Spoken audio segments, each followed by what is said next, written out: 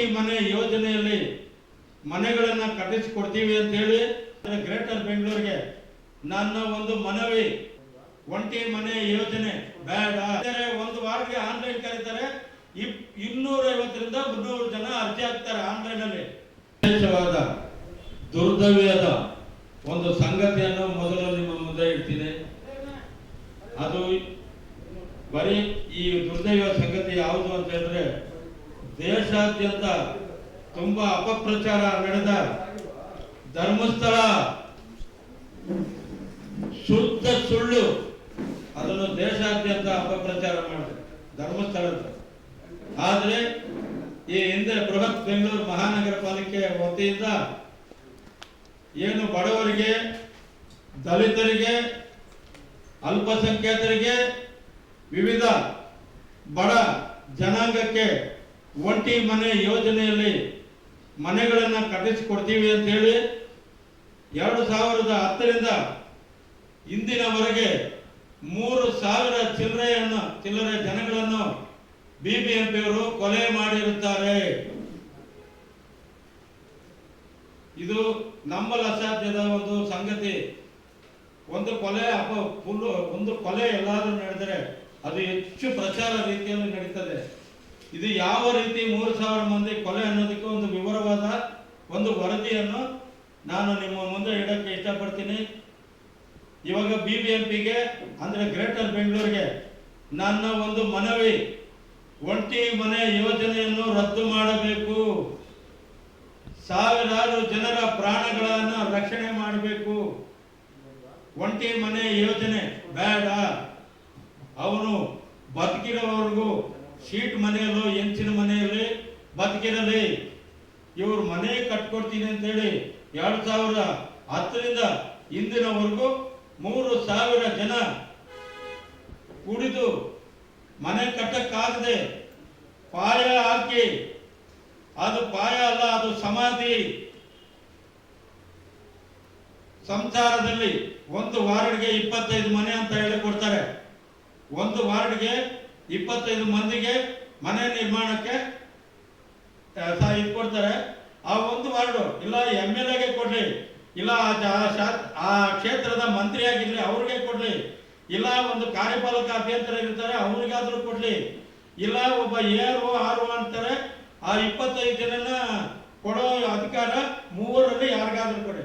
ಒಂದು ಶಾಸಕನಿಗೆ ಕೊಡ್ಲಿ, ಒಂದು ಕಾರ್ಯಪಾಲಕ ಅಭ್ಯಂತರರು ವಲಯ ಮಟ್ಟದಲ್ಲಿ, ಇನ್ನೊಂದು ವಲಯ ಮಟ್ಟದಲ್ಲಿ ಕಂದಾಯ ಅಧಿಕಾರಿನೋ ಸಹ ಕಂದಾಯ ಅಧಿಕಾರಿಗೂ ಕೊಟ್ಬಿಡ್ಲಿ. ಇವ್ರು 25 ಮನೆ ಕೊಡೋ ಆದೇಶ 25 ಜನಕ್ಕೆ ಕೊಡ್ತೀವಿ ಅಂತ ಹೇಳ್ಬಿಟ್ಟು MLA ಕೊಡ್ತಾರೆ. ಅವರು ಬೇಕಾಗಿರೋರಿಗೆ ಮಾತ್ರ ಕೊಡ್ತಾರೆ. ಇವರು ಆನ್ಲೈನ್ ಯಾಕೆ ಕರೀತಾರೆ? ಒಂದು ವಾರ್ಡ್ಗೆ ಆನ್ಲೈನ್ ಕರೀತಾರೆ, 250ರಿಂದ 300 ಜನ ಅರ್ಜಿ ಹಾಕ್ತಾರೆ ಆನ್ಲೈನ್ ಅಲ್ಲಿ. ಆದ್ರೆ ಅವ್ರು ಕೊಡಲ್ಲ. ಇವರು ಸುಮ್ಮನೆ ನಾಮಕಾವಸ್ಥೆ ಆನ್ಲೈನ್ ಅಂತ ಕರೆದ್ಬಿಟ್ಟು ಇವರು ಶಾಸಕರಿಗೆ ಅಂತ ಕೊಟ್ಬಿಡ್ತಾರೆ. ಆ ಶಾಸಕರು ಕೂಡ 50-100 ಜನ ಅರ್ಜಿಗಳು ತಗೊಂಡಿರ್ತಾನೆ, ಅವ್ರು ಬೇಕಾಗಿರೋರಿಗೆ ಹಾಕಿ ಇದು ಮಾಡ್ತಾರೆ. ಸಾರಿ, ಈ 25 ಜನರಲ್ಲಿ ಒಂದು ಏರಿಯಾದಲ್ಲಿ ಆನ್ಲೈನ್ ಸೇರಿ ಇವರು ಸೇರಿ 300 ಜನ ಆಗಿರ್ತಾರೆ. ಇವರು 25 ಜನಗಳ ಹತ್ರ ಮನೆಗಳು ಕಟ್ಟುವಾಗ ಮಿಕ್ಕದವರು ಸಂಸಾರಗಳು ಮನೆಗಳಲ್ಲಿ ಗಲಾಟೆ, ನಾವು ಆನ್ಲೈನ್ ಅಲ್ಲಿ ಅರ್ಜಿ ಹಾಕಿದ್ದೀವಿ, ನಮ್ದು ಯಾಕಾಗಿಲ್ಲ, ಅವ್ರದ್ದು ಯಾಕಾಗಿದೆ ಅಂತೇಳಿ ಸಂಸಾರಗಳ ಮಧ್ಯೆ ಈ ಗಂಡಸರು ಹೆಂಗೋ ಜೀವನ ಮಾಡೋಕ್ಕೆ ಕೆಲಸ ಕಾರ್ಯಗಳಿಗೆ ಈಚೆ ಹೋದಾಗ ಮನೆಗಳಲ್ಲಿ ಈ ಪಾತ್ರೆ ತೊಳೆಯುವಾಗ, ಈ ಬಟ್ಟೆ ಒಗೆಯುವಾಗ ಈ ಮಹಿಳೆಯರು ಏನ್ ನಮ್ದು ಮನೆ ಯಾಕಾಯ್ತು, ನಿಮ್ದು ಯಾಕಾಗಿಲ್ಲ, ನಮ್ದು ಆಯ್ತು ನಿಮ್ದು ಯಾಕೆ ಮನೆಗಾಗಿಲ್ಲ ಅಂತ ಹೇಳಾಗ ಗಂಡಸರಲ್ಲಿ ಭೇದ ಭಾವ ಹೇಳ್ಕೊಳಕ್ಕಾಗಲ್ಲ. ನಾನು ಗಂಡಸು, ಗಂಡಸು ಅರ್ಧ ಕೋಟಿ ಹೊಡಿಯವನು 1 ಕೋಟಿ ಹೊಡಿಯಕ್ಕೆ ಶುರು ಮಾಡ್ತಾನೆ.